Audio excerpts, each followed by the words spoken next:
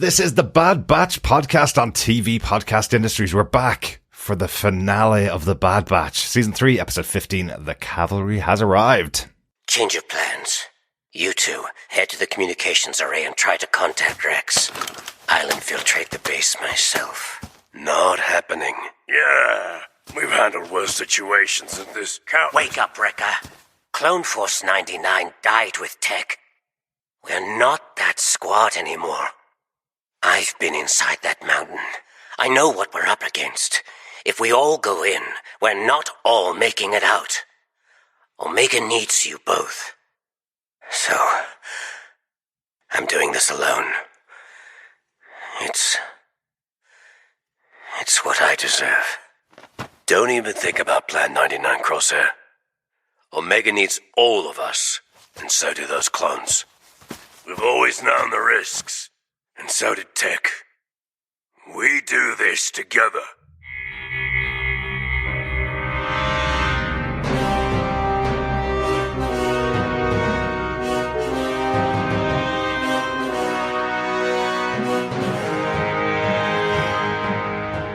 Welcome back, fellow Batchers, for the final time to the Star Wars The Bad Batch podcast on TV Podcast Industries. We are covering the finale, the final ever episode of The Bad Batch with The Cavalry Has Arrived. I'm one of your hosts, Derek. Hello there, fellow Batchers. Here's a sobbing, emotional wreck. And one of the other hosts, John. And I am your cavalry, Chris. We are all here for the finale of The Bad Batch. First time together in a couple of weeks. For The Bad Batch, yeah? Yeah, absolutely. We've been alternating out hosts. My voice has been here all the time, as always, but we've been alternating out hosts. That's what our audience come to listen to you. You are the glue that holds TV podcast industries. I'm the together. editor that edits the TV podcast industries together, yeah. Hey, I was trying to big you up to just take the compliment. Three Musketeers are back in town. Yes. Well, no. We're the two Musketeers and then D'Artagnan. I think that works. Well, no, we're looking for a D'Artagnan. Yeah. D'Artagnan. Oh, Sorry, D'Artagnan. D'Artagnan. D'Artagnan was all for one. Yeah, that was the Muskehounds. Well, we do have our cat Tanyan in Charlie. Well, that's true, actually. So, yes, yeah, he's our fourth Musketeer. Yeah. But anyway, enough about that. We are here to talk about the Bad Batch for the final time. Any initial thoughts, guys? Happy, sad, satisfied? So I'm gonna jump in very first, right? And it's not gonna go too long, but it's essentially our listeners in the last episode. I was borderline. I was happy, but I was like, they had a lot to do in what I was considering a 20-something minute. First up, they gave us 50-something minutes. Yep. I am very happy with that. Double episode, as Derek called. Yeah. But for me, this was one of the singular most satisfying series finales I've ever watched. Excellent. And again, I am only coming to Clone Force 99 for the Bad Batch. That's these 3 seasons. Like, you guys were the Clone Wars. That was you, Rex, and all them. You had that kind of context and historical background. Me, I've been since the beginning of Bad Batch Season 1. And for me, even as that short 3-year stint, this was satisfying as excellent. It was just, and I'll get into why I was so happy and satisfied with it. Yeah. But yeah, just fantastic. Absolutely. Anything for yourself, John? Yeah, absolutely satisfied with it. Certainly with that final sort of epilogue bit. The tantalizing possibilities are just lovely with that, whether it's in animation or live action, I think, to be honest. And also hugely emotional. Yeah. But also happy because they survived. I feel sorry for Tech. To be honest. I guess one of them had to do it, and at least they did it in the previous season. Exactly. I think they nailed the emotional elements that we thought they were going to nail without just killing off a character to make us cry. Exactly. That's what I'm so happy about.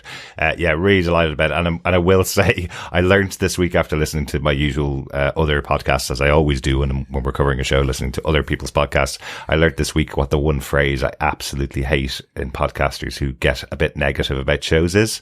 Go on. It's, if the showrunners do this, I'm going to hate everything that came before. And I heard it on 3 different podcasts this week. If the showrunners give us a 20-minute episode, I'm going to hate it. If they just in the last minute reveal that tech is CX2, I'm going to hate this show forever. It's like, don't put that pressure on them of delivering something that you think they might, and then you're going to hate something. It was awful experience hearing lots of really negative comments coming into this final episode. And one of the reasons for that, I will say, is because the showrunners didn't announce this final episode being an extended episode. And that sucks. When you look back, every season so far of The Bad Batch has been 16 episodes long, and they revealed this was going to be episode 15 and close out the series. We should have all known this was going to be an hour long. This was going to be just 2 episodes released as one, as the finale, but they never announced it. So everybody was going, oh, so much to deal with. We only going to have 22 minutes. There's no way they can possibly do it. And I think they knew the brief. Jennifer Corbett did such a good job. Yeah. She's the creator of the show. She knew this was a story about the Bad Batch, not about all the ancillary characters in the universe. It's about this crew being together and how their story ends. And I think she nailed it. I mean, just to be honest, that whole position for me is just so, like, irrational. Yeah.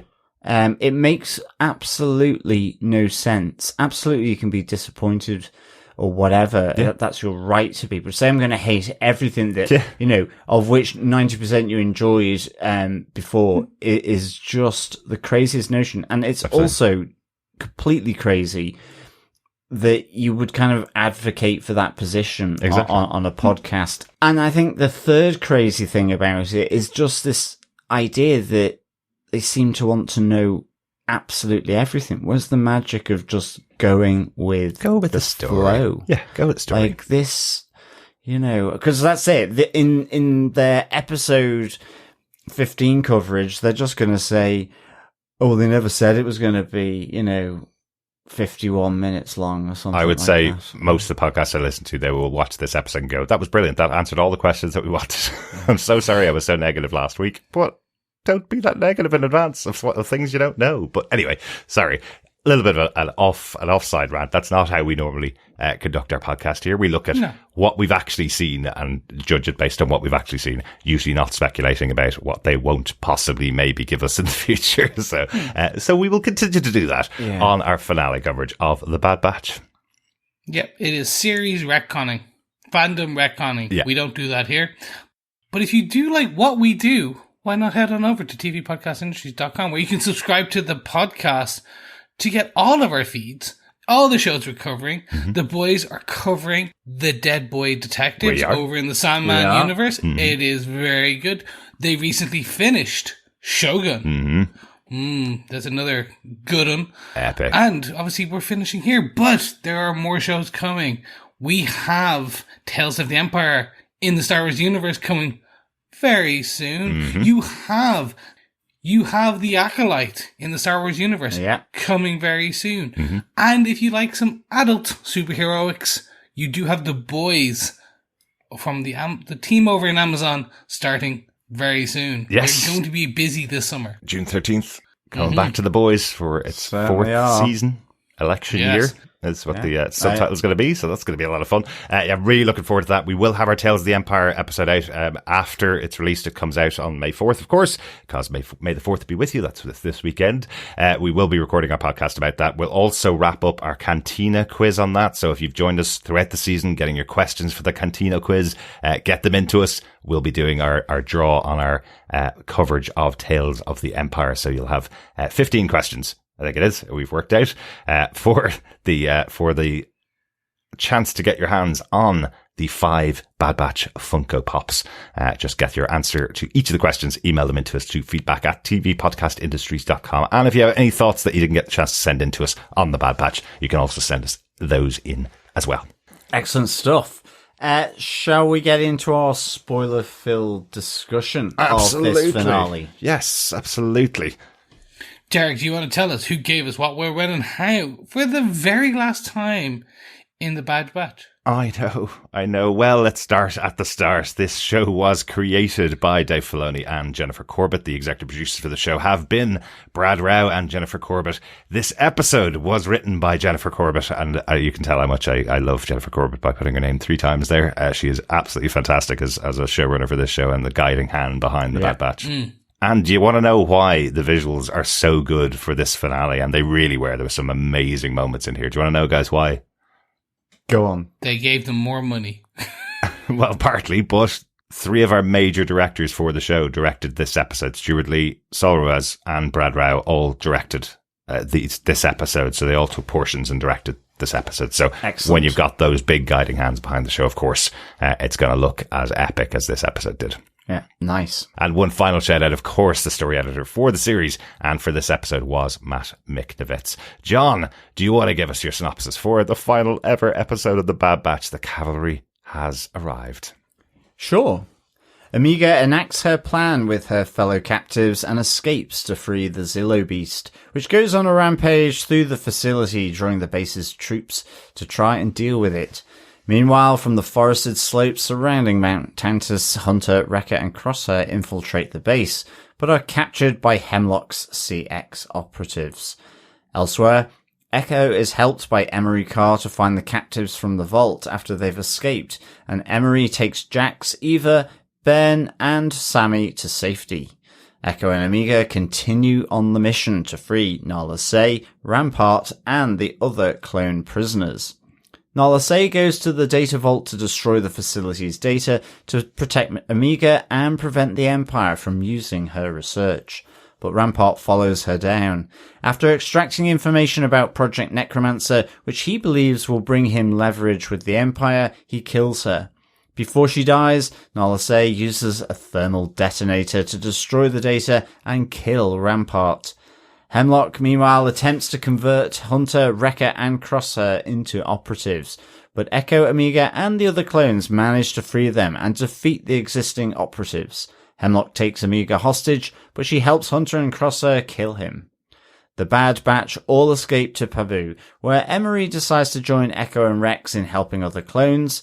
Meanwhile, back at Mount Tantiss, Tarkin shuts down Hemlock's work, mothballs the facility, and diverts its funding to Project Stardust. Years later, an adult Omega bids farewell to Hunter and leaves Pabu to join the rebellion. The music swells, yes. Exactly, John, exactly. I guess we still won't get a copyright strike on that one, even though you're that's slightly more musical ability. I purposefully put it out of tune. Of course.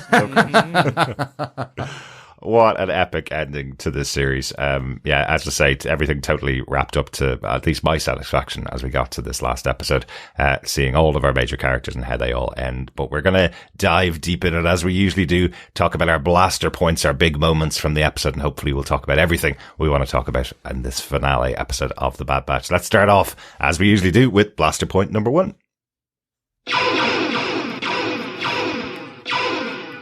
I really wanted a Kong versus Godzilla pun here for our opening one. I couldn't find one, so it's just Zillo Freedom is our blaster point number 1. And I'm going to give credit to Chris, of course. We talked about it last week, that this was going to be potentially either Jurassic Park or Godzilla, one or the other, because they've been hinting at Jurassic Park all season. Definitely feel there's some bits in there, but there are definitely Godzilla moments in here as well. Yeah. It is, but it's definitely Jurassic Park for me. As it escapes Tantiss and you see there's some birds flying up from the lake as it goes and walks through the lake, and even as it escapes the facility, it feels like the T-Rex. That's what I was thinking last week, but I could see it a bit more of Godzilla in this episode, just because you'd said it, Chris. So I'm going to give you credit for that.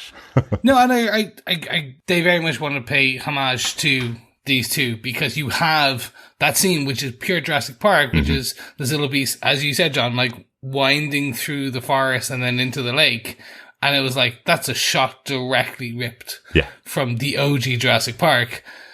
And then you did have the Zillo Beast busting out of the side of the mountain and the door. And I'm like, oh, that's just Godzilla 1996. There you go. Yeah. Like, Yeah, where he but literally came the through one side that of the nobody building. likes, remember. But it's raw. It's raw then. I will take that. I will fight that fight. I will guarantee you haven't watched it since 1996 then if you take that fight.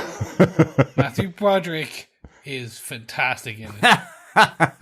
He's fantastic in other films, not that one. But anyway, we're not going to argue about that. Let's talk about the actual scene, how it all set up, because this is the big moment. This is effectively Omega getting her team together, which is the Kid Batch, apparently, as they were referred to. So her making her plan and making her play. I think there's some great moments in here. I love that they take one of the droids that's been effectively taking their bloods every day for months here, and they turn it on Dr. Scalder and basically knock her out. I think that's really cool. One little touch I really liked in the background, I don't know whether you guys noticed it. Bairn's kind of copying the other kids because he's just a little baby.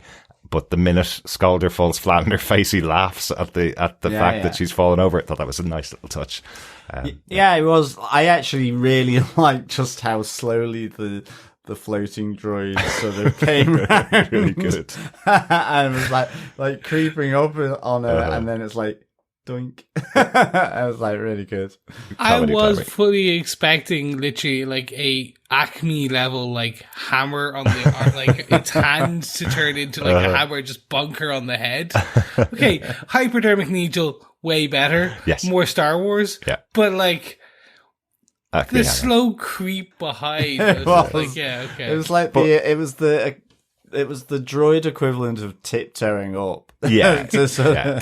Now, in fairness, I will say, just in case anybody catches us on this, that is how the droid has always come up behind one of the doctors as they are walking around into each of the cells. It always slowly comes in behind it. So I just really like it because you know what's going to happen. You know it's been reprogrammed when you're watching it. So it just makes it a really funny scene. But she wouldn't have recognized that there's something wrong here as it comes in behind her, because it always does do that. No, exactly. Yeah, but it was really funny. It was really funny. Yeah. And of course, the release of the Zillo Beast. We saw last week that that's what Omega had found when she was on her research missions into Tantiss. She found that they were keeping this massive beast, this huge version of the Zillo Beast, and we didn't see it in its full form until this episode when she releases it. But again, in the animation of Omega, you see the real cheeky grin as she releases the beast from the underground. You can see her going, "Oh, I know this is going to cause some major destruction here." That was great as well. Yeah, well, I again, just coming back to little baby Burn, I kind of really enjoyed the fact that it starts getting restless because it's kind of, on the back of Jax, and the guards come over, and then when the Zillo Beast is sort of screeching all over, he's kind of starting to nod off, and Jax just says, that's putting Burn to sleep, kind of thing. This is what makes him sleep. Yeah, the irony of it. So I kind of like those little touches in this. I also kind of did just like the whole thing of the Zillo Beast ripping up the whole facility. Yeah. It was really, really cool. And I mean, you do have to feel sorry at some level for stormtroopers. What was it? 2 divisions, Scorch says, has kind of been wiped out. Yeah. But they're just there firing at this huge monster, which, if I remember, it takes in energy, doesn't it? And gets bigger.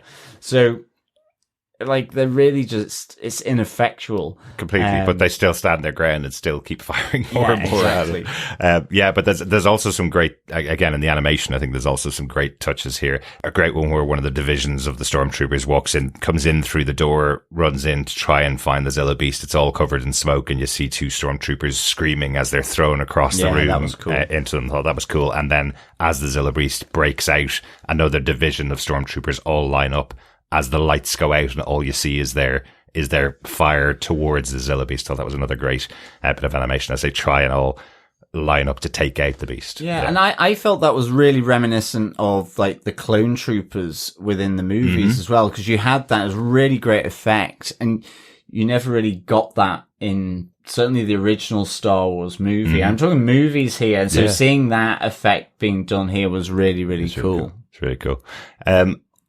Final note on the kids leaving after the Zillo Beast, because again, another great moment, I thought, where Omega has to encourage Jax to make that insane climb up the ladder, which looks about 200 stories high. Like, even if you didn't have a problem with heights, I think you'd have a problem with that climb. But he reveals that he's not very good with heights.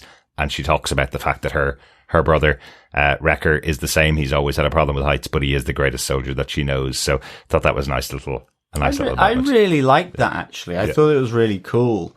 You so often hear of, like, you know, kids just, like, you know, things like bullying or whatever in the news, or just being, like, you know, nasty in the playground or something like that. In the end, it's like, no, they're not. And I really like that, you know, this is Amiga leaning into that actually, you know, kids are great and they're really good. I love that she kind of just helps encourage him. Exactly. Give him that courage to sort of get up the ladder. I mean, yeah, I would have a problem with that. I have a problem watching movies where they show a height, like Mission Impossible, and, you know, you're watching the movie and you've got your legs up, relaxing, watching it, and then all of a sudden there's this funny sensation in the legs when it does some kind of pan down and shows you the height that Tom Cruise is holding, you know, is sort of about to fall or something whilst holding on with a fingernail. Exactly. You just get that weird sensation in your legs, and it's like, this is so odd that that's happening. It is. So I wouldn't be able to get up that ladder. Nope. I'll really just call out again what we learned, and we kind of talked about it, Derek, last week. Omega with these kids is very much her taking on the role of all the batch and, like, learning from what we've seen them train her on. Absolutely. Over the course of these 3 seasons. Like, I'm pretty sure someone's going to do a montage at some point of her saying all these things, and then, like, a reciprocal piece with kind of, earlier we're saying, like, Hunter telling her just to try something, or her taking on that leadership role and basically replicating what was probably said to her at different points throughout the season. Yeah. And in the main part being that climb. I'm pretty sure she probably heard someone say that to Wrecker about the heights. Yeah. Yes, I know we'll get to the very end epilogue later, but for this small part, as she is now, she has become a de facto leader. Without a doubt. Like, absolutely. Without a doubt. It's even the rallying call that she had right at the beginning when she's sitting around the table with the kids. She was like, I've trained for this. Don't worry. Yeah. I got your back. Yeah. All we need to do is this thing. I know you might be scared. Don't worry. Off we go. It's really subtle in the writing in that. It's not specifically a line that she heard, as you say, Chris. It is stuff that she's taken on board, and now she's taken on the mantle as the leader here of, as I say, the kid batch, as they were referred to. I just thought it was really cute. One of the things that's tied into this is Echo and Emery. We saw them meet last week, and we see Emery here saying that she wants to make amends for everything that she's done. She's realized Tantiss is not the place she was saying it was for so long, after finding out about the kids, after finding out about that experimentation, which she wasn't involved in, admittedly, but she was experimenting on clones the whole time. That was the problem that she was involved in, and she knows that, so now she wants to make amends. So she brings Echo down. But what I do like about it, I suppose we've already talked about all the Amiga pieces. What I like about it is they actually aren't the ones that save Amiga. She's the one that saves herself. Absolutely. But they get down into the holding cell, into the vault. And I love that at the minute Echo hears about the fact that the Zillo Beast has been released, he's like, right, that's definitely Omega. Why do you think that's Omega? Says Emery. And he's like, because that's exactly what I would do. Divide their forces, focus them on this massive beast breaking out. That's definitely Omega. Nobody else could do that plan. Yeah, I also really like that moment because of the fact that Hemlock is so close to Echo, because they go down there, and I mean, poor Scolder is, well, I mean, I say that, but, you know, she's done. Well, she's going to be punished, yeah. And, you know, in equally ruthless fashion, Hemlock effectively ties Car's fate to finding the kids and Amiga and bringing them back to her. So I liked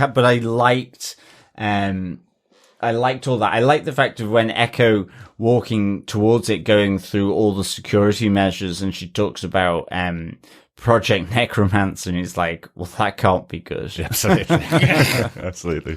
That's a good line. Yeah.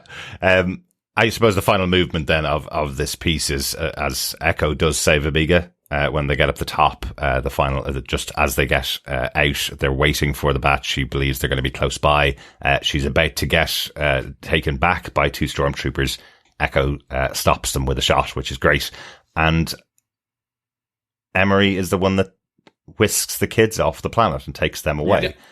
But Omega stays behind, of course, to fight alongside her brothers to free the clones. Well, I love that she says, "Let's complete the mission." Exactly. Totally focused and determined to complete this mission, which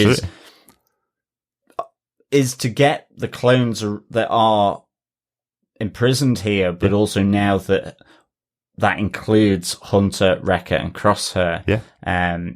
It's even more added weight. It's actually, she is saving them. Absolutely. And as we've kind of mentioned a bunch of times, we always talk about Omega as being the daughter of the rest of the batch. She's really the big sister. She's older than them. She's born in the same place. They have advanced aging because of the cloning technology. She didn't advance in age, but she is older than them. So I love that she is going to fight alongside her brothers. It's cool. 100%. And again, it's a nice end, or a nice segue endment in terms of like, okay, she's saved, they're saved. Now let's move on to the next part of the mission. Absolutely. Let's do that ourselves and move on to blaster point number 2. I think what ties very well into the first part of Omega's mission is the next thing they do together. Herself and Echo go and free the rest of the clones and Nala Se and Rampart. So our blaster point number 3 is Nala Se's sacrifice. Yeah, absolutely. And this was massive for me. And I think so, yeah. I think it was one of the big... because in some respects, she's almost one of the last of her kind, if not, the last. I think she is. Other than, I think the Kaminoan representative in the Senate. Mm-hmm. Is that Lama Su? Or no, there's the older Republican... there's the older member of the Senate. And then there was Lama Su, who was at the start of this series, who was very heavily involved. And then Nala Se is the one that was brought in and captured. Yeah. Then, and I really like the fact that just the calm intonation from her, she almost gives nothing away to Rampart, who follows her down after they've both been released. Him thinking of himself, Nala Se actually thinking of Omega, and just the wider implications of if the Empire get her research and what she knows is being done with it. So I thought it was a really sort of noble sacrifice. I know what you mean. Does here. Yeah, it feels like there's always been a bit of honor about the Kaminoans.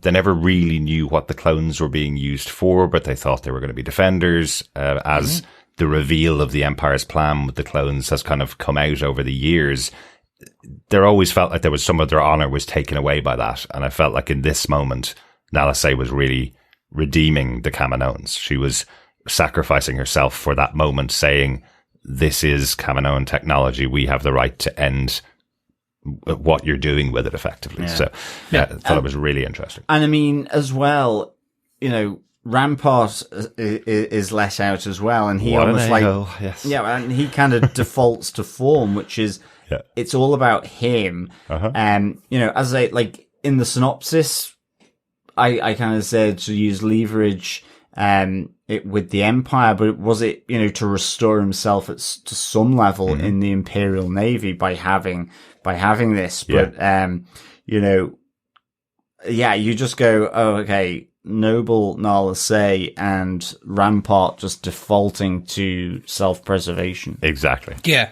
I want to very quickly call out Rampart because last week I was like, oh, they might give him a bit of a redemptive arc. Yeah, exactly. Nope. Like, it was kind of trending that way, especially when Hemlock visited him in the actual jail cell. Maybe. Yeah. I think that might have been the trigger, though. Exactly. But, exactly. Yeah. So they were trending towards that.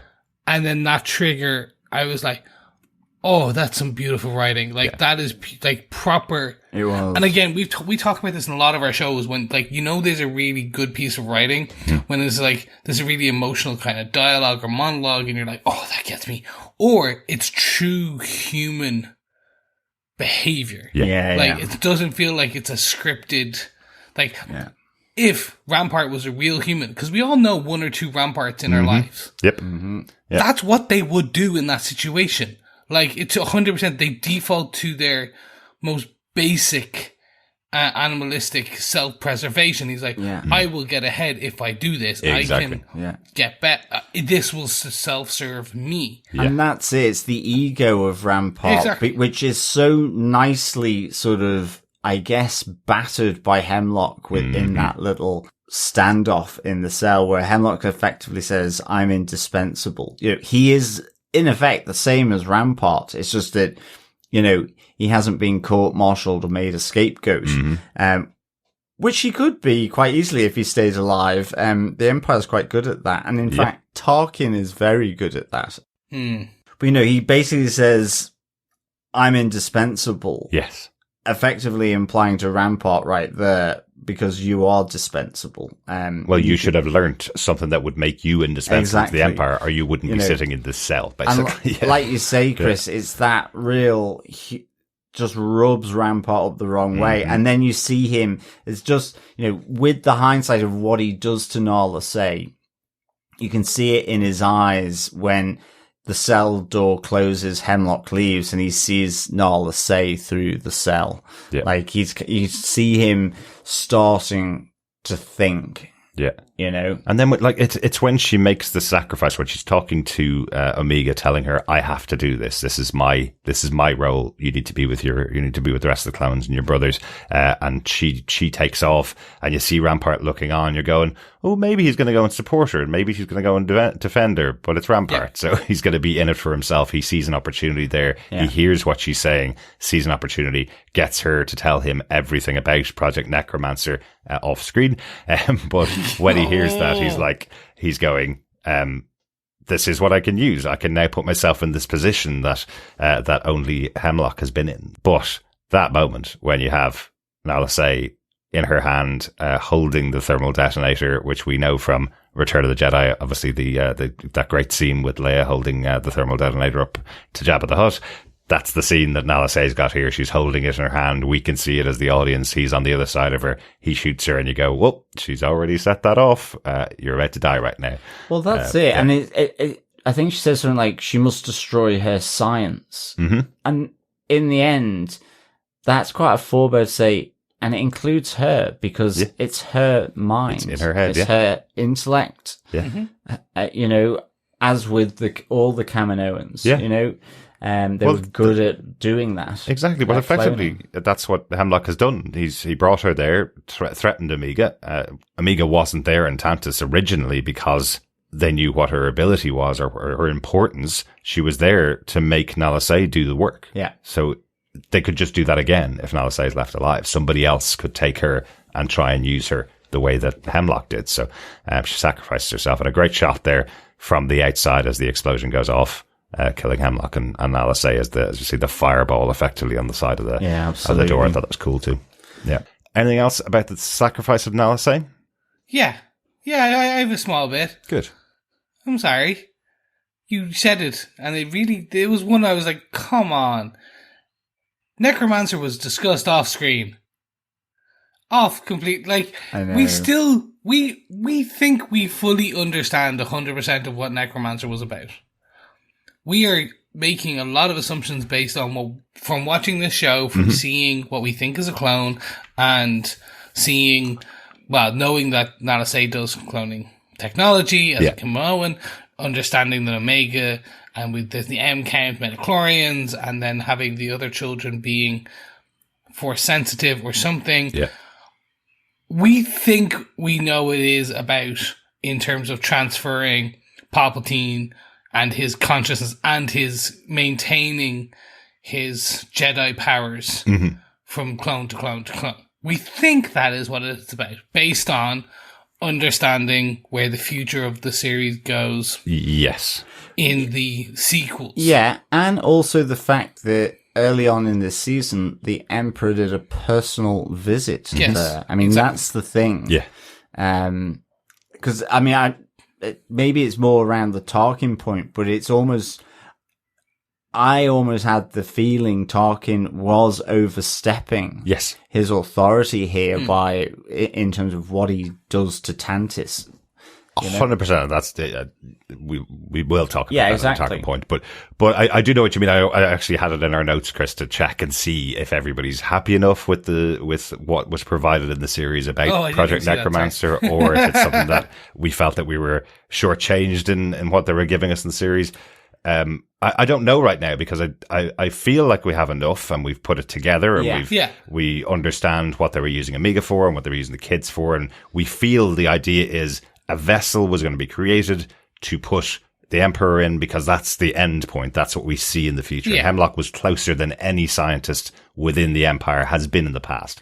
But that could change, because we don't have all of that spilled out, that's the actual plan. Yeah, no. They could have another series. They could have another show that goes into it in more detail or in different detail about what the actual Project Necromancer that becomes what happens to the Emperor in the future. They could deal with that in a different way. Being totally honest, I did want to see inside those tubes. Right. That's all I was asking for. It was kind of like, if we could have seen whoever, was it a clone in the tubes that we saw in the vault earlier? Was it like, because we just saw basically the silhouette of a humanoid and or a hand. We didn't actually see when the Emperor Palpatine was. No, not at all. But I mean, because there was the red tubes, as Emery Carr said. There's the vault, and then there's the other location which we saw the Emperor go to. There were almost like those kind of Jedi or Sith glyphs on the floor. It looked like it was etched into it with these. I get the tubes. And we never saw what was inside there. Yeah. See, I'm confused now, because I thought that was just the operatives. That was the reveal in this episode of the operatives, but that was obviously different tubes that we hadn't seen inside. No, it was. Exactly. It was. Okay. So the operatives one looked more like when Arnold Schwarzenegger goes into the machine in Total Recall. Right. Like, it's more of a lying down one. Yeah. Whereas the tubes in where the Emperor was more like Bacta tanks. Okay. Like you would see. Yeah. Yeah. Yeah. And we've seen those in other shows as well. Yeah. Yeah. So for me, it's like, am I satisfied? Yes, because we got more information than we've ever got before. I just would have liked a bit more spilled out, because it was discussed slightly off screen. So I'm like, and I know why they're doing this. You said you called it there. They may do a follow-up show. Mm-hmm. They may have just been told, like, they may have been told by Lucas going, no, don't give this away, because we may want to tweak some more later. We may want to do a follow-up show. We may X, Y, Z. Because if they spelled it out completely, then essentially they may have to rewrite that spell out later. Well, yes. Yeah, it's unlikely you'd put the entire explanation into the Bad Batch 15-episode animated series. Yeah. So give enough for the story that you're trying to tell about the Bad Batch, and then we can fill in some more details on a different property in the future. Like, remember, this was a massively big movie in the cinema, the reveal of the return of the Emperor. Whether people liked it or not, I don't know, but some people did, some people didn't. But they could do it in another movie in the future where it has a bigger audience than the animated series, so I understand that. So, we do have the Filoni movies, and we do have the Rey movies coming in the future.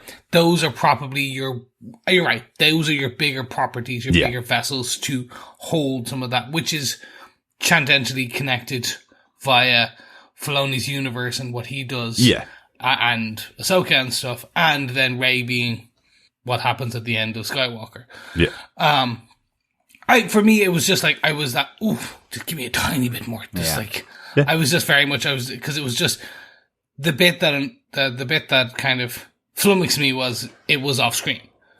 Like, if you could have just given it that you either, in my opinion, you don't do it or you do it. You don't do it, but don't show.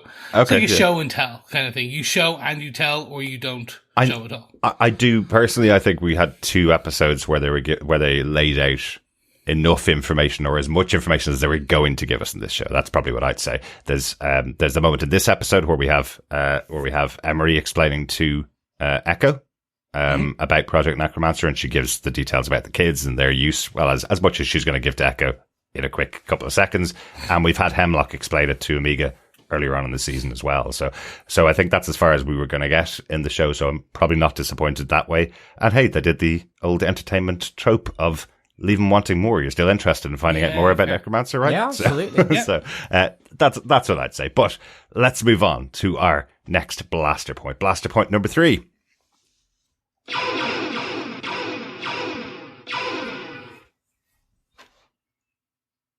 Because it's the Bad Batch side of things, the Batch versus the operatives in the episode here. I think there's some really interesting moments in this. It kind of comes in on the Batch right at the beginning of the episode, where it's I suppose after last week's episode, where Wrecker has fought against the massive beast, the one that Ramparts ran away screaming from, and we see that Wrecker's already been injured. Yeah.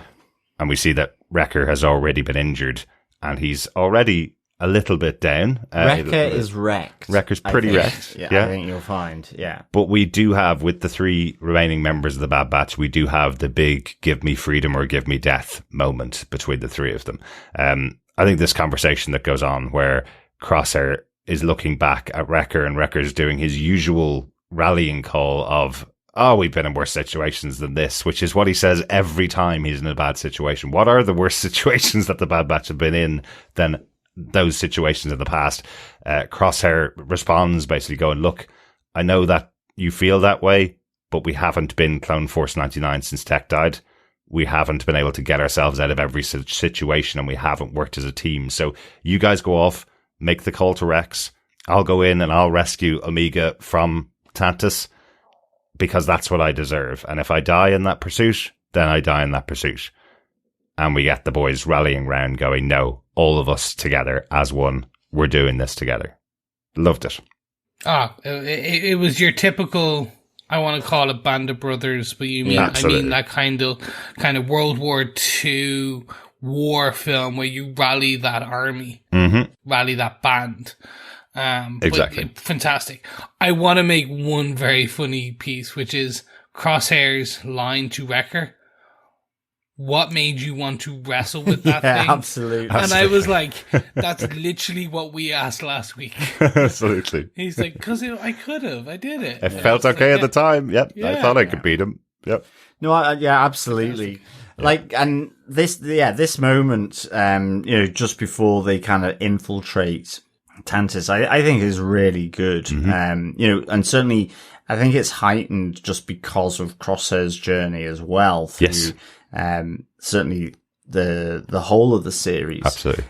Which is really cool. I also like on the flip side that, it is kind of cutting back and so on around Hemlock, who says, even like when he was speaking with Rampart, you worked around clones, you were on Camino for so long, yet you learnt nothing, and again, the arrogance of Hemlock to think that he knows the Bad Batch because he understands or thinks he understands how clones work because of his forced experimentation. Absolutely. And I thought that was really great then when you see this play out as well. Absolutely. It just very nicely added more significance to this because they were, defective in a sense anyway. Yeah, absolutely. But it's also plays into one of the central themes of Star Wars and their evil characters or their bad guys. The pride comes before the fall is very much what happens here with Hemlock. He's saying, Clone Force 99, we're always going to come and rescue Omega. That was always what was in the plan. I've made a plan to deal with that. It's all fine. I expect it. I've got a plan out there. He's no Grand Admiral Thrawn, though. He's not planning 20 different outcomes here. The Bad Batch are exceptional at doing what they need to do to get what they need. Absolutely. And it's the classic line from Andor where it's like, you know, they're so fat and full of themselves. Yeah. They wouldn't expect someone like me to come into their house. Exactly. You know? And it's the same here. Absolutely. Hemlock thinks he's the smartest guy in the entire galaxy, and nope, doesn't need to be, and isn't smart enough to outdo the Bad Batch. But on the way there, though, I suppose we do have the big battle of the Batch and various different stormtroopers and the operatives are finally revealed. Kind of. Not revealed as in their masks are taken off and we see what's inside specifically, but it is revealed that there are more CX operatives available now to use. We've only had one scene since the last couple were killed, but 3 new ones here. Anybody realize that there's normally 4 members of the Bad Batch, excluding Echo, let's say?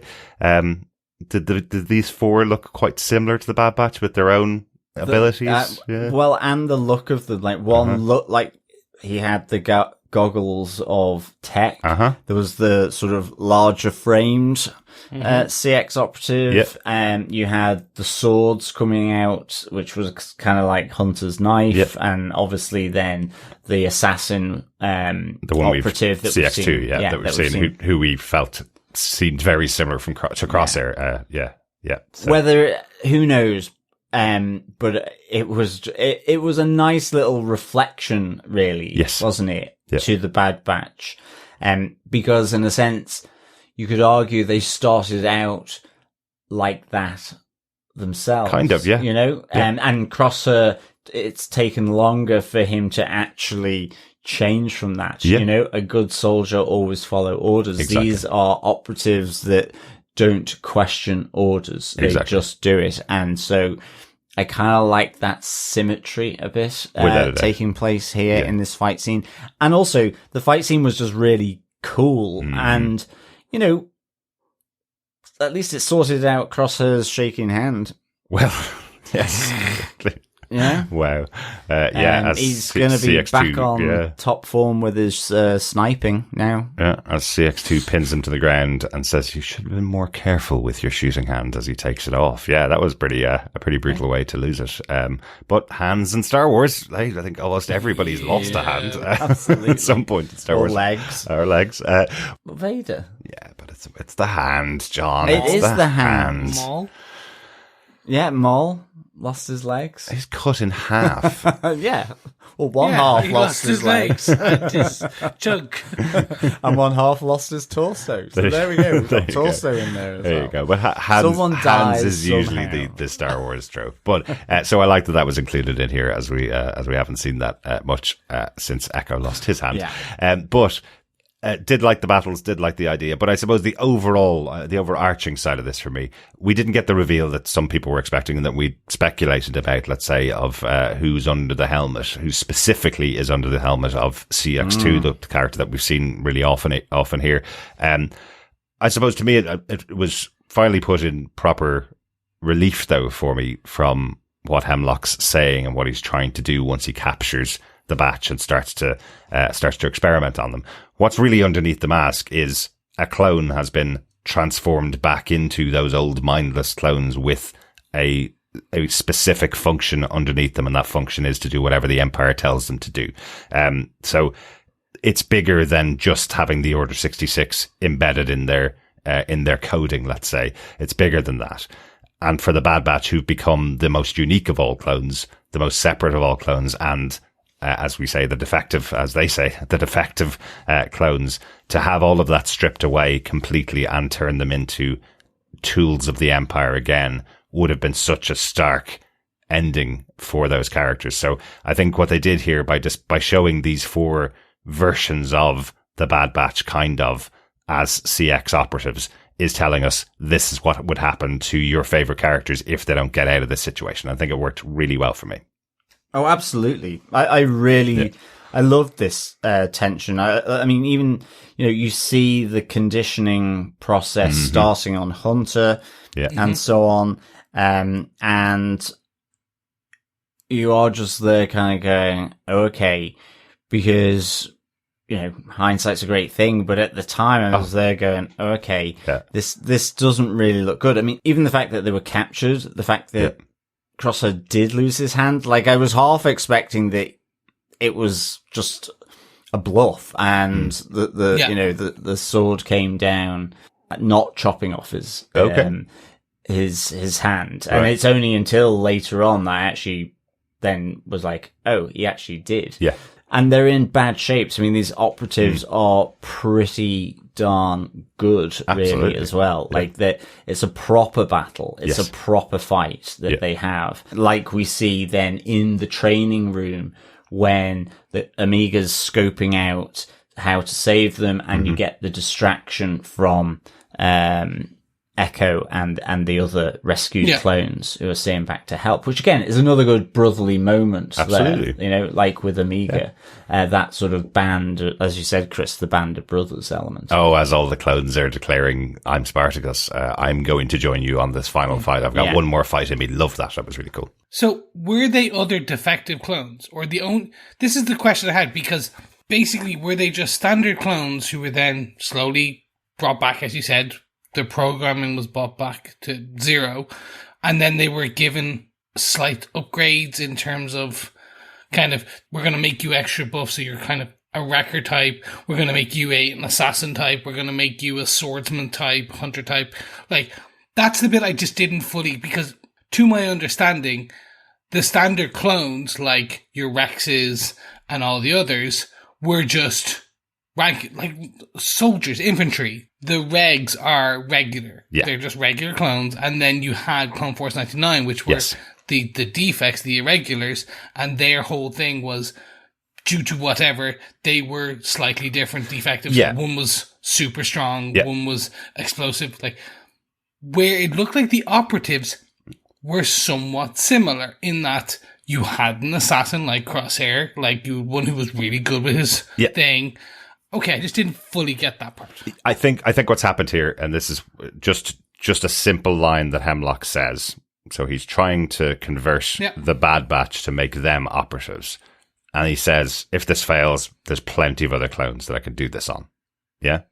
So what's happened is the people behind those CX operative helmets are reg clones that have been converted, and he's built enhancements into them. Okay. Is what I think from that line. Because that's what I would say. He wants the Bad Batch to be able to be converted into operatives, especially because he failed on Crosshair. He has a big bugbear about that. He's changed his techniques to try and make sure that he gets Crosshair this time. But if it doesn't happen and they all die in those experiments, he's still kind of going, well, there's still loads more clones that I can do this to. Yeah. But he'd love to get the Bad Batch. And he's got the upgrades as well added to them. And I mean, it'd be interesting kind of almost in a watch back because, absolutely he has access to Crosshair's DNA.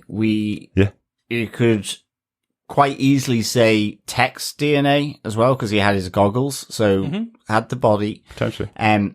Was there with Hunter in Sid's bar, so they're close proximity, at least with the other two, depending on what level of genetic material he needs. And he had access to LSA, who created them. Yeah, exactly. Yes. So he probably upgraded some standard regs. Yeah. I think I would have just liked a bit more hand-holding in that kind of line, because a lot of podcasters, a lot of watchers, of viewers, not just podcasters, a lot of people just discussing this topic were like, oh my god, Operative CX is Tech. They brought him back, they captured him, that's it. Yeah. And if he was, he's definitely dead now because he was skewered with a big, massive pole. Absolutely. But I think that was the bit I was like, oh, they didn't do that. So therefore, there must be something more to this. Yes, and I personally, I think the reveal is better. That this can happen. 100%. That this can happen to any clone at all. It's not just that they got Tech, they brainwashed him, and he's up against the Bad Batch, which would have been a good story in its own right. But I suppose it connects really well to the end of the episode. I was actually going to save it for the end of the episode, but I think it connects really well to the outcome. What's happening here is Hemlock saying, I'm going to put all of those clones that have freed themselves and have gotten their own individuality and have gone against the Empire. I'm going to get them all. I'm going to brainwash them all. I'm going to make them do every single command that the Empire wants them to do. We saw the operative following every single command.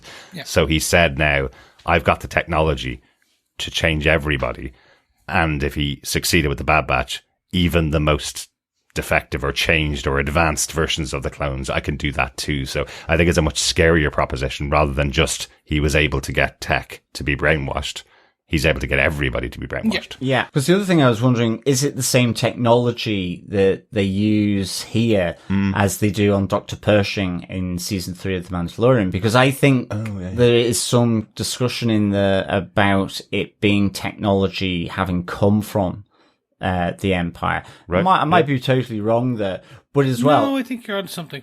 It's also because it's got the Total Recall sort of mind wipe pose, where it's kind of like a big armchair that you sit back in, like he's kind of... Yeah, and then lightning is put through your head. No, exactly. So I wonder if that's the, the same kind of thing. It's just the new Republic is using it for a different purpose. Well, yeah. And we hear from, as I said, we hear from Hemlock here that it's not exactly the greatest of perfect technologies, and what happens to Pershing as well is, it's not. I think the other thing on this as well is that, I guess just with what they did have to do in this episode, having a reveal that Tech is still alive, and that would then mean you've probably got at least another good 5 minutes. It's also that in the end, all of them are killed.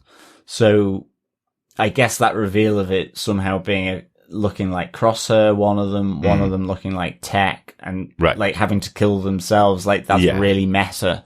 Yeah. I think probably for an animation.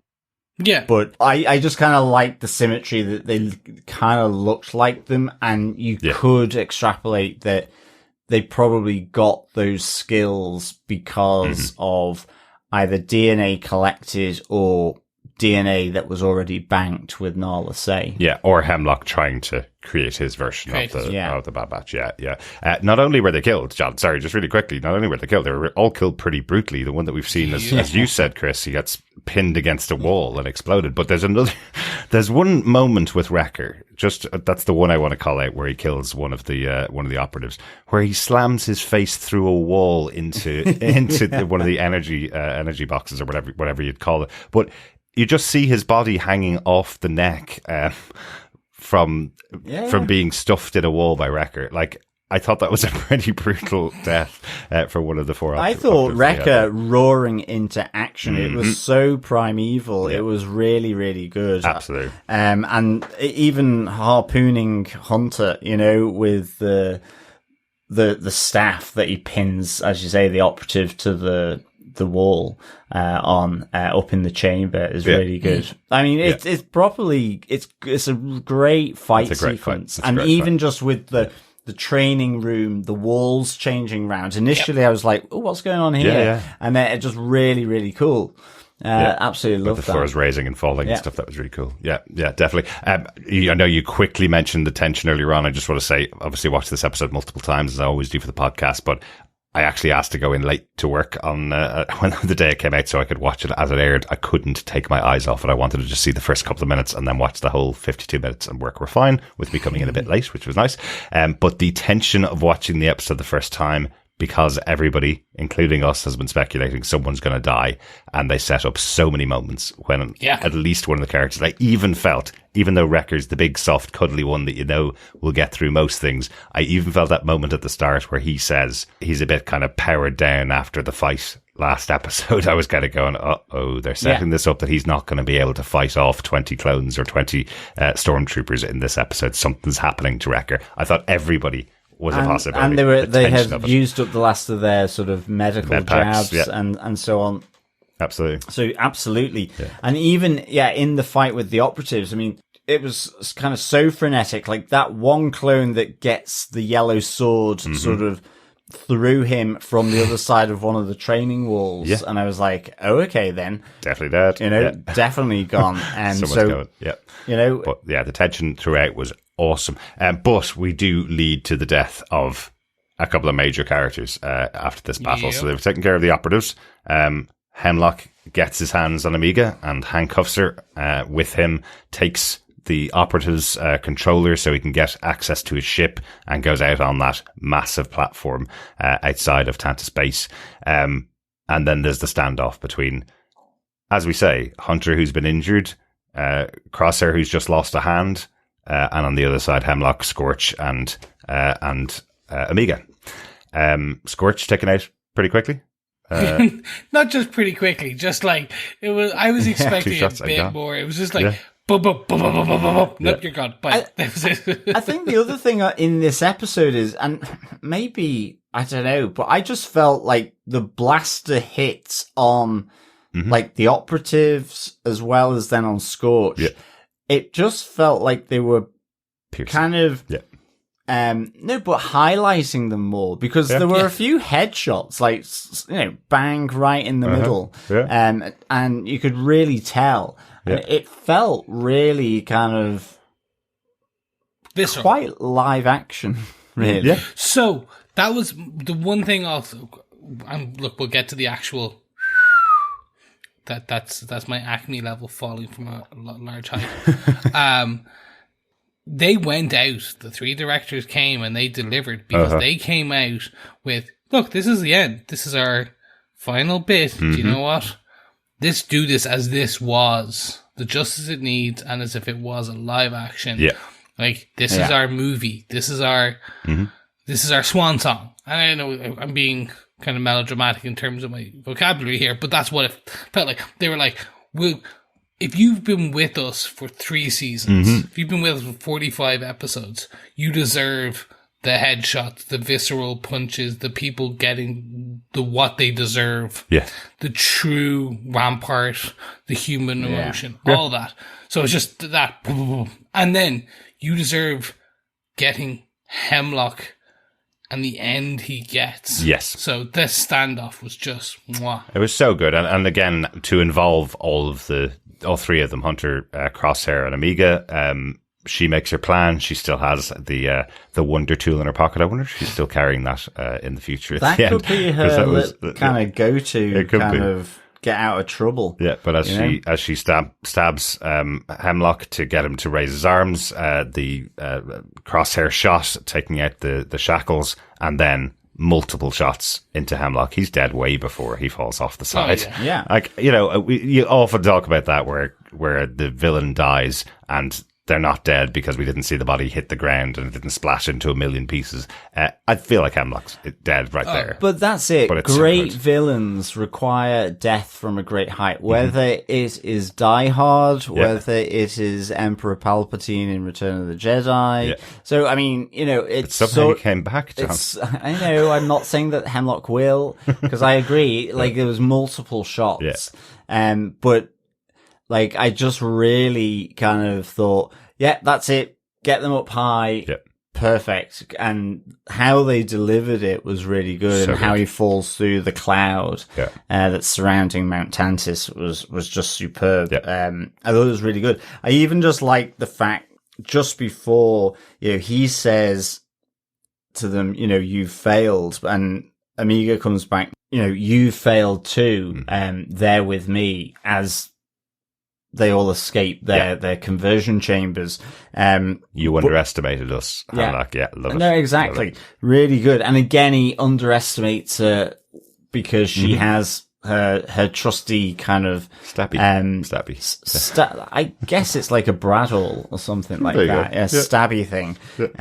And it was just really good. And just going back to Hunter, where he's like, I trust you, Crosshair, because actually his shakes have gone, because his hand has gone. Oh, yeah. And that he's using Hunter, to level the gun that he's got. So, working together, I trust you, you can take the shot, and the trust of Hunter and Amiga with she'll know what to do. Exactly. It's so good. Yeah. I love that. It's just that unspoken word. They're so good as a unit. Absolutely. Love That's where you can break it to song, like, lean on me when you're missing a hand. Well, I almost broke into tears because, then with Hemlock over the edge, Amiga running up to the two of them, I mean, and hugging Crosshair first. It was just like, oh wow, and then moving into. I think just coming from and coming from that line from Crosshair earlier on, where he's going, Omega needs me, and if I die, I die. Basically, I deserve that, and him getting the first hug from Omega, I thought was perfect.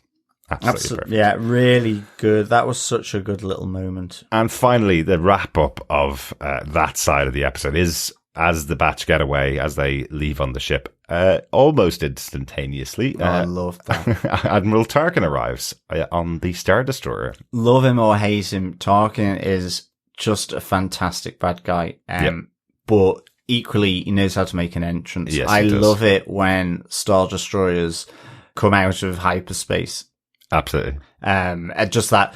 And it's the really, really cool. And the two guide ships beside it. Yeah, very cool. Really enjoyed that. Just in case you guys didn't see the little trivia piece there, this is the first appearance of one of these types of Star Destroyers in canonically, let's say, in Star Wars. So it's again about the expansion of the Empire. They're now building even bigger, even greater ships. So at this point, this is the earliest we've seen it in the history of Star Wars. We didn't see any in the prequels of this size. So that's kind of cool, isn't it? Yeah, absolutely. Yeah. It's so cool. And you'd mentioned earlier on, John, as well, about the overstepping of Tarkin. I think you're totally right. I think Tarkin calling up Hemlock, it's not like the Emperor has lost his phone number. The Emperor has direct contact with Hemlock. This is a project that's really important to him. And you have Tarkin, who was not very impressed with all this funds being directed to Hemlock, going, oh, the Emperor is a bit concerned about your mission over there. I've heard this is happening. I'm on my way. Yeah. So I think the reason why there was no contact with the Emperor is because Tarkin was here. Tarkin wanted to take control of or shut down Hemlock's program regardless, right? Well, in fairness, like a good bureaucrat, he does say, is any of the data, any of the work retrievable?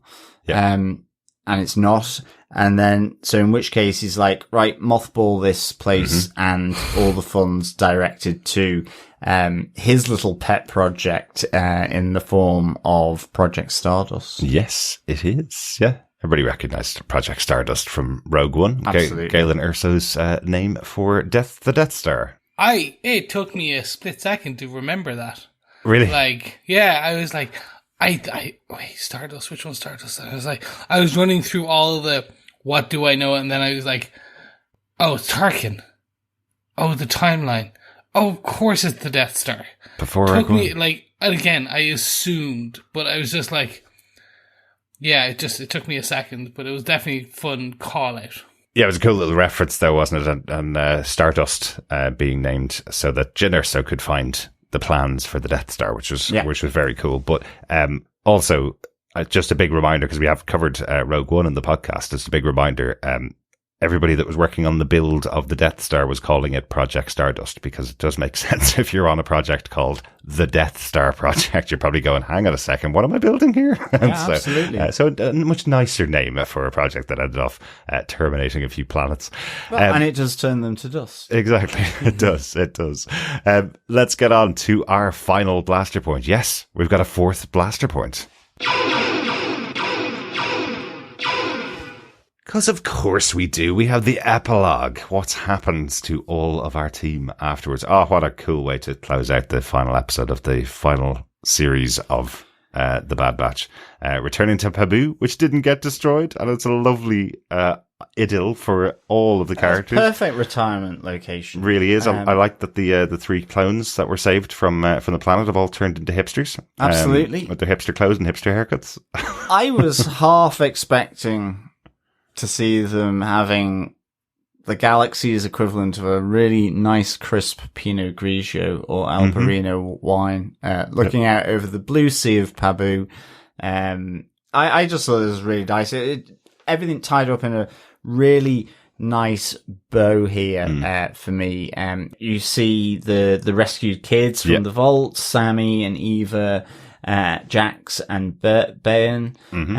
You also, as I say, I was half expecting to see the Bad Batch sort of reclining in the afternoon sun of Pabu, looking over the blue ocean with a nice crisp white wine, sipping it. But I take it they haven't been back that long. Now, I know they don't change their clothes very often, as we know, but Wrecker still has that massive mark through the chest plate or the breastplate of his armor. So I presume they're not back very long. Interesting choice to have just a nod goodbye from Echo to Wrecker and Crosshair and Hunter and Omega as he's going off to help some other clones settle in the galaxy. I thought that was interesting, not to have him sitting with them for a moment, that he's going off on his next...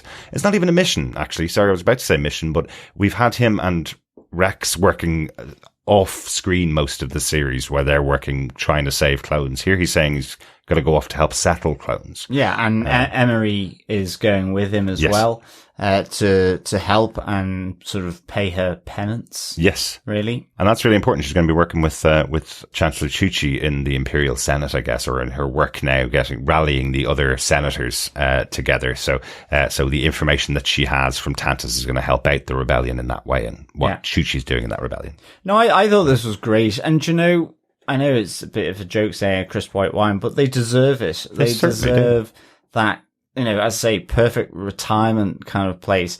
Really cool. And they deserve it, everything that they've been through, you know. 100%. For me, I loved even that still of the four of them sitting against that tree just looked beautiful. And that mural from Rebels, where it was all the Rebels together. You could still shot that photo of the Clone Force 99 and Omega on the tree, and it would have been great. The only thing is, he said Echo kind of walks off, so I still hope we do get a kind of Echo drawn in by Wrecker on hand, or Omega's kind of back of her stick figures. Would have been great.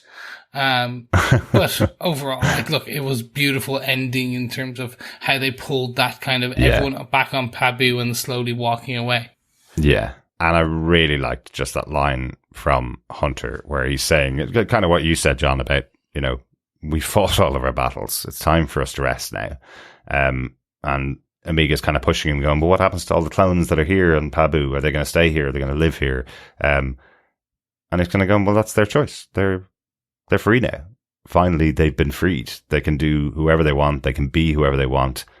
And as we said earlier on, avoiding that potential future that they'll be dragged back in by the Empire to fight more battles, to fight more wars. They are free. So really in the background throughout the series, as we said, there's been loads of missions going on for Rex and for Echo working with them to free clones. And this freedom of all of the clones from Tantiss, I do still wonder, and it's just a slight question, I do still wonder, because of that confidence of Hemlock, that there's this huge wealth of clones that he was able to experiment on.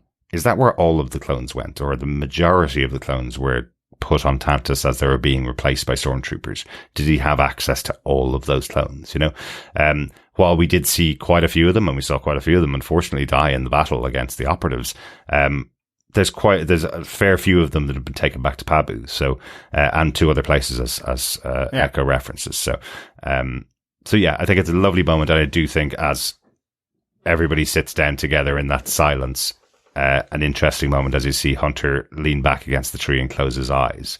It's almost like and that a deep relief. breath as well. Yeah. It's almost like that relief of finally we're all together, everything's been completed, mission over, mission complete. Until years later. Yes, absolutely. Until years later. Yeah. What do you think of this one? I was so pleased about this. Yeah. I thought there was an interesting choice to make, to have the view above Pabu, and big time. Didn't it look a bit like Tantiss had kind of grown a bit or something? Brief second, I was like, is this kind of remnants of Tantiss after Tarkin's been there? Yeah. That was a really, good shot.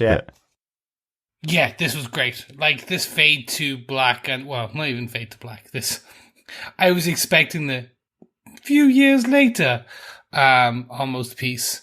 It was great, and the only piece, and I know we'll talk about what actually happened, is we didn't see everyone. I would have liked to see a very grizzled, kind of one-handed Crosshair, a grizzled, bearded lumberjack like wrecker, it would have been cool. So just not getting that, I was like, oh, but what we got, and I'll let you take this, just spectacular in terms of how they looked. Yeah. And I think it's important that it's Hunter and Omega together at the end. You know, we've mentioned the various configurations of this, that, you know, the rest of the batch are her uncles and the rest of the batch are her brothers and she's the older sister and all that kind of stuff. But really, this has been about Hunter moving from the leader of a team to becoming a father. It's been his story of being a father. While all of them have their fatherly traits or uncle-like traits, it's always been Hunter and Omega's real father-daughter relationship that we've been following throughout. So having him be the only one there to say goodbye to her, along with Batcher, who's still alive, still doing well. Yeah. She's really enjoying her time on Pabu, it seems. But having that one moment between the two of them where Hunter, looking a lot older, I almost thought he was wearing like board shorts and a Hawaiian shirt in his outfit, but he did have them tucked into his boots. But seeing him in a different outfit, seeing him with his new beard and long hair, I think he looked cool. He looked like proper hipster, Hunter.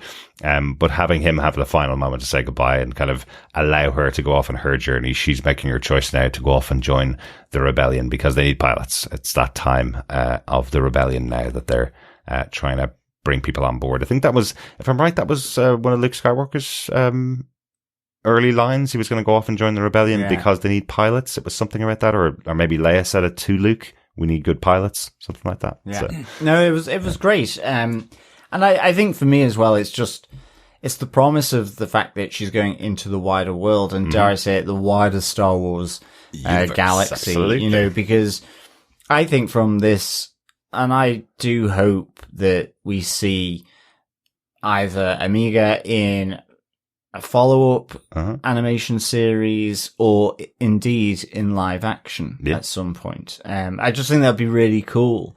Absolutely. Whether that is going to happen, who knows? But I just think by putting that in, making that choice to show her older, you know, time has moved forward. You could easily see her sort of having been a part of the rebellion in the New Republic era with Ahsoka, you know, for example. Yeah. And I think that could be really cool. Or equally, the tales of Omega in the actual rebellion and bring this Filoni sort of canvas through then into the original era for Star Wars, which was episodes, you know, 4, 5, and 6. So what you're saying is Star Wars Rebels 2. Yeah. The live action TV show. Yeah. That'd be cool. The pilots. Yeah. There you go. Something like that. That'd be cool. Yeah, absolutely love this. And yes, the opportunity that we get to possibly see live action Omega or continuing adventures of Omega is great. But the overall closing and end of the Clone Saga, let's call it, not just Clone Wars, the Bad Batch. I think that was a lovely way to top it off and to have Hunter say, if you ever need us in the future, we're here anyway. So, yeah, great stuff. Great stuff. Anything else on the episode, guys, that we haven't talked about at all? Just the music. Thought the music was great. From the opening with the slightly sort of different credits in terms of the Bad Batch logo not being sort of painted or scarred. Effectively, I guess, cleaned, like they had done their own helmets and body armor. Exactly. No longer had the rusty bits or the personalization. But I thought the music was great, as well as at the end, you know, really, really good. But the music's been great all the way through. Yeah, you know? it really has. Good. But didn't the Bad Batch theme at the end, didn't it feel more John Williams epic? It felt like it fit up there with all the Star Wars themes, that version of it that they played there. I loved it. Definitely, yeah. Really, really cool. Excellent stuff, guys. What's your final thoughts on the Bad Batch series finale? The Cavalry Has Arrived. Chris? I can't be happier. I could be, but I'm not sure how. They came round your house and put it on for you every day. Yeah, exactly. If they actually literally produced it for me. Yeah. They gave a lot of the things I asked for coming into the show, which was, you guys had said to me, don't worry, there's some Monster of the Week stuff, or Story of the Week. Yeah. but it all comes together. It threads. And each season as it built has proven that. And looking back, it's the story of a family unit. And not a band of brothers. It's a family. And seeing how that portrays. They have tantalized me with so many moments throughout the season and the series, but also the possibility of what could come next. Yeah. And I think one thing this Filoni verse kind of and Jennifer Corbett have done is introduced what I would consider somewhat the next generation cast of characters who I really want to see more stories about in the Star Wars universe. I want to know what happens with Omega. Yeah. I would love to watch a Rogue Squadron animated or kind of live action show with her and another band and her band of sisters, if you will. Or just her, another family that she built. We jokingly talked about if she got together all the Jedi kids. And she reforged that and she's the pilot. Like, there's so many options, so many amazing things that we could. I'm satiated now, so satisfied how this ended. It was beautiful. Yeah. But also I'm like, I could go for a bit of dessert. Excellent. You know, I'm like, you give me a bit more.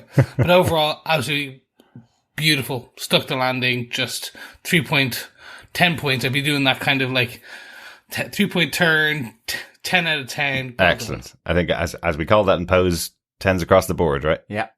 Excellent. Is it 10s across the board though? John, what did you think of this episode? I absolutely loved it. I thought it really was a fitting end. I would give this 5 Zillo pads out of 5. Nice. I just thought it was, I think, just really. I'm going to explain that reference for our non-UK listeners. So Brillo pads, I presume. That's your Zillo pads. So Brillo, brilliant Zillo pads. Okay, sorry, thought it was important. Oh, thank you.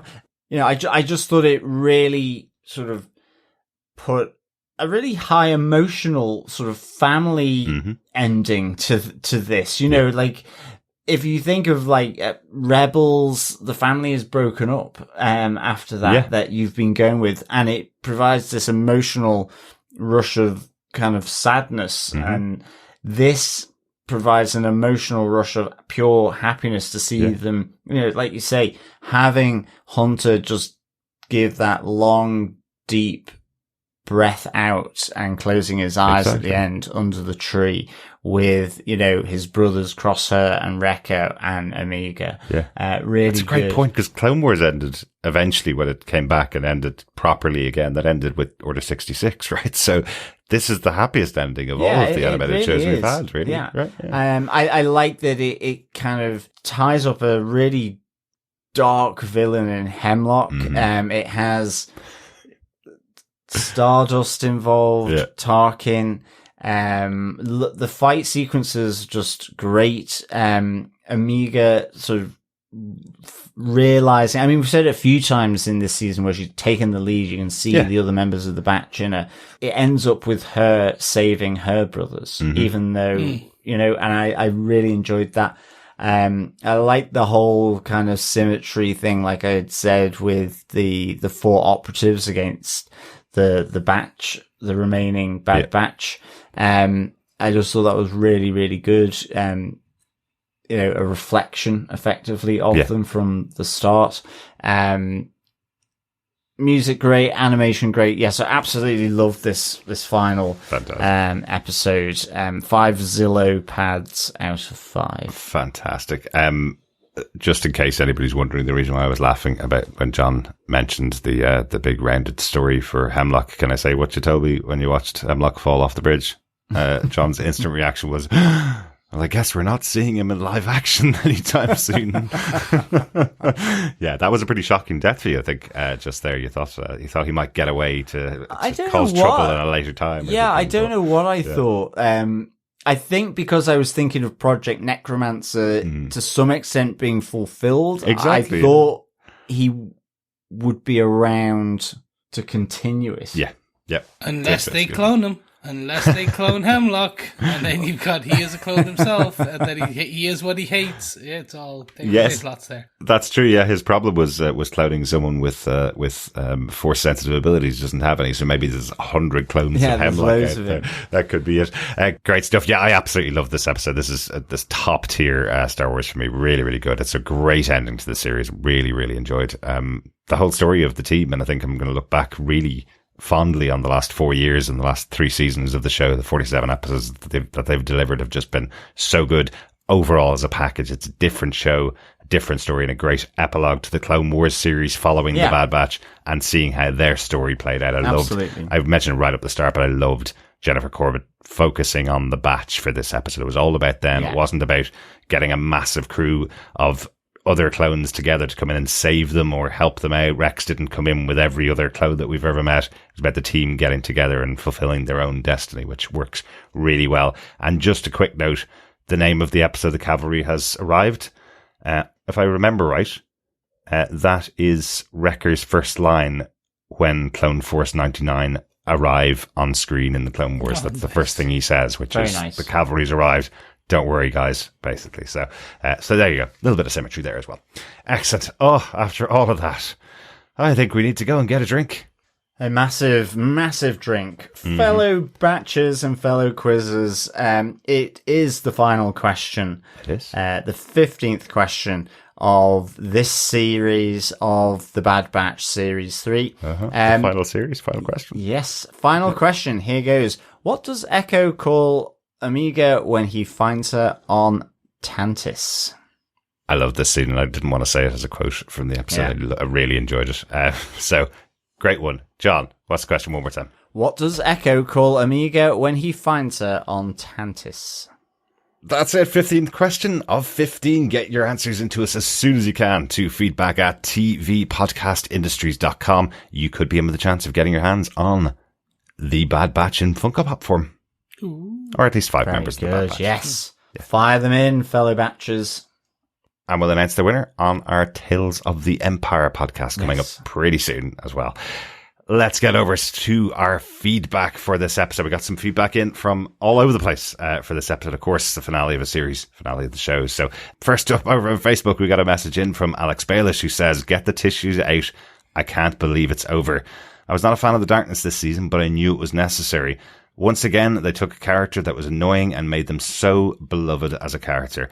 I love that Omega is the best of Clone Force 99. She has a little bit of all of them in there. They set it up so well for her to be in live action as well, with that extra scene. All in all, wow. Sad to see the show end, but what a ride it's been."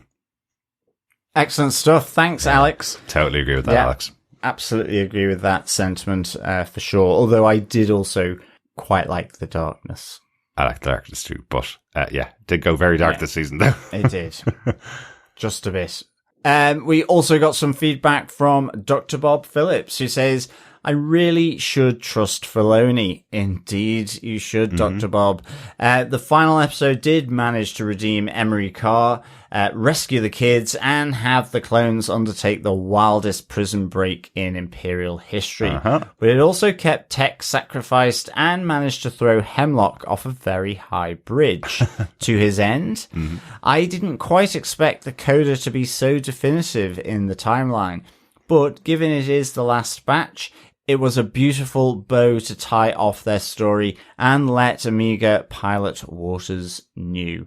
Completely agree with that, Dr. Bob, around allowing Omega to kind of head off and, take part in the rebellion. I really enjoyed that part as well. And that's the thing. I mean, it managed to do a lot in this episode, but it did it so well. We should be probably saying in Corbett we trust, actually. In Jennifer Corbett and Brad Ray we trust, yes, absolutely. Yes, in all of them we trust. We also got some feedback from Darth Von Doom, who had this to say: "I love this finale. I really like the Zillo Beast and the fact that we did not lose any more squad members. Hard to imagine the batch in retirement, but they deserve it. I am holding out hope that the adult Omega gets to meet her brother, Boba. And by that I mean Boba Fett. Overall, bravo."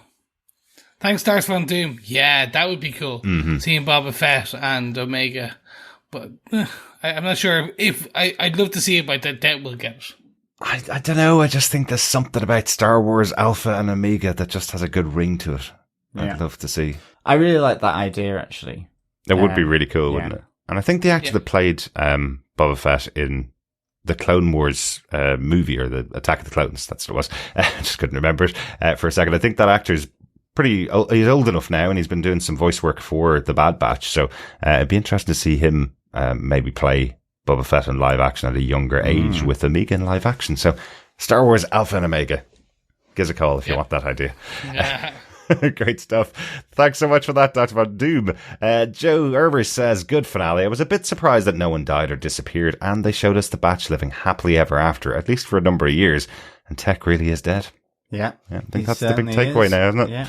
Yeah. Great stuff. Thanks so much, Joe. Yeah, thanks, Joe. Russell Hooper says, animated Star Wars is the best Star Wars. Wow, great finale. Where to start? Apologies if I ramble. Don't worry, we've been doing it now for 1 hour, 50 minutes. No worries at all, Russell. Omega, the pilot, awesome. Are they bringing back the X-Wing movie they announced, then scrapped? Could be a good way to tell of our girls' exploits during the rebellion. So glad everyone survived. Crosshair's final shot was badass, with his offhand too. Of course, that wasn't the one that was shaking. His redemption arc was so well done. And so was Emery Carr's. Too bad Rachel Taylor, Transformers 2007, Jessica Jones on Netflix is too old to play live-action Rebellion era Omega. Maybe Mandoverse Omega? She's got the accent. I expect more with the Zillo Beast. More destruction, that is.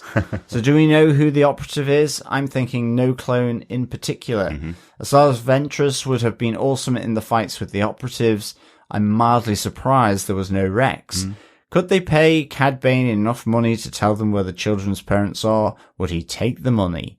I'm really hoping a new animated series is announced soon, though I'm afraid Filoni might be too busy with live-action shows and movies. Finally, maybe, in the original Expanded Universe trilogy, Thrawn went to Tantiss to restart the cloning process. Could they have him come to this one?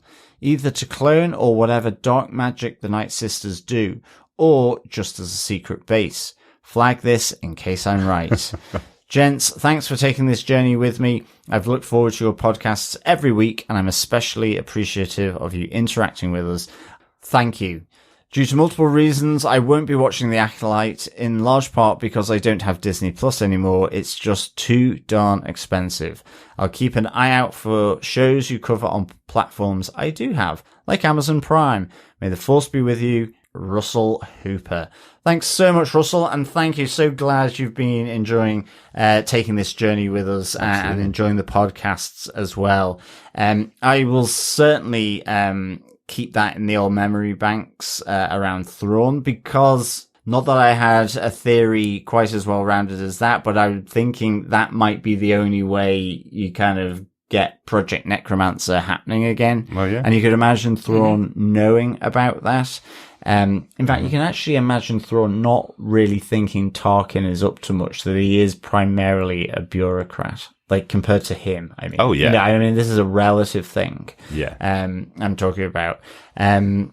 Like, all your thoughts here, I reckon if you gave Cad Bane enough money, he would absolutely do anything. Maybe even a little dance along with it. Oh, I don't know about that. He might shoot your feet to make you dance. That's Maybe. the kind of Cad Bane he is. I was wondering about that. There was a question from Omega. Will they be able to find the kids? And Hunter says himself and Rex are working on something. So that's potentially they've already reached out to Cad Bane. That may be what they're doing. But I just wasn't sure of how it was delivered there. I wasn't sure whether Hunter was just kind of going, yeah, don't you worry, Omega. We'll take care of the kids until we find their parents, because we have no idea what part of the galaxy they even came from. So we'll just take care of them. So I don't know. It's possible, though. Mm-hmm. And yeah, I just also, in terms of Filoni announcing a secondary project or another, yeah, he might be busy, but we have Jennifer Corbett and the rest of them. Yeah. So who knows? May the 4th is very close. It is. So we'll hopefully know a good bit more in the next day or two. Yeah. Yeah, absolutely. And a reminder, May the 4th was the actual anniversary of the first ever episode of The Bad Batch. Came out May the 4th, 2021. So, maybe they're just going to announce something special on May the 4th, 2024.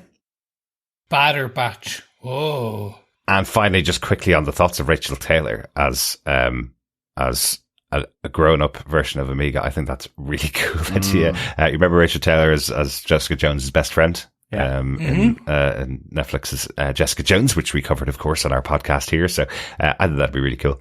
Absolutely. Although I still, even, what's it now, 7 years later, I still can't get Cray Cray out of my head. Her song that she did for Jessica Jones still makes me laugh. It's still in the back of my mind. Brilliant stuff. Thanks so much, Russell. Thanks, Russell. And to close out our wonderful fellow Batchers' thoughts on The Bad Batch, Joel Sharpton says, what a lovely ending to this, and the current phase of prequel era storytelling, as I'm sure we'll revisit it again eventually. I'll be forever thankful that we mostly got happy endings for our characters. The road was a hard one, but this series was focused on hope in the darkness and overcoming the odds and expectations the world lays out for you.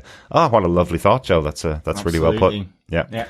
Always hope out there when you're in the darkness. Yeah, completely. Thanks so much, Joel, for that feedback and that little nugget of hope as well. Absolutely.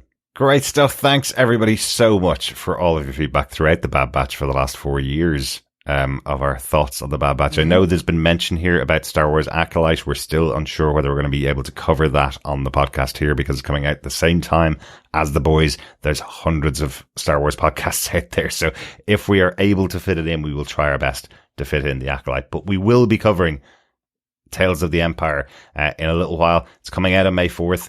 We have already seen it. I'll say that. It is split into 2 stories. One about Morgan Elspeth and one about Barriss Offee. They're both very interesting, well worth watching. And if you've been following along with us in the Bad Batch, you may notice a lot of people's names in the credits that we've been talking about on these shows. Of course, made by Star Wars Animation. So you'll recognize a lot of people in there. But we're hopeful you're going to join us for that. And for all of our podcasts, make sure you subscribe to the podcast over on tvpodcastindustries.com if you want to hear more of our thoughts on more of the wonderful TV shows that are out there. Mm-hmm.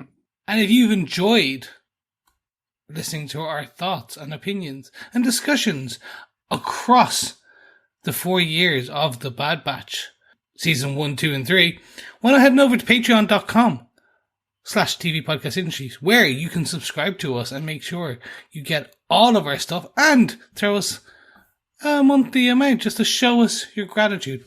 Don't want to do that? No worries. Why not head on over to buymeacoffee.com/TVPI, where you can just literally buy us a coffee and maybe a coffee and a whiskey as a thank you. Just to say, do you know what? You guys were great. Here's a coffee on us. Mm-hmm. Can't do that? No problem. We understand. Why not just head on over, like, subscribe, and more importantly, share. Share the podcast, share the feed, share the link, share the knowledge, share the wealth. Absolutely, because sharing the podcast is sharing the love. Absolutely. Great stuff. Thanks so much for joining us. We'll speak to you again next time. Thanks all. Yeah, thanks so much, fellow Batchers, for listening to us for this season of The Bad Batch, and of course the previous seasons as well. Mm-hmm. Until next time, though, of course, whatever that may be, probably Tales of the Empire. Yeah. I'm hoping. Yeah. Keep watching, keep listening, and of course, keep being bad. Bye. Bye. Bye.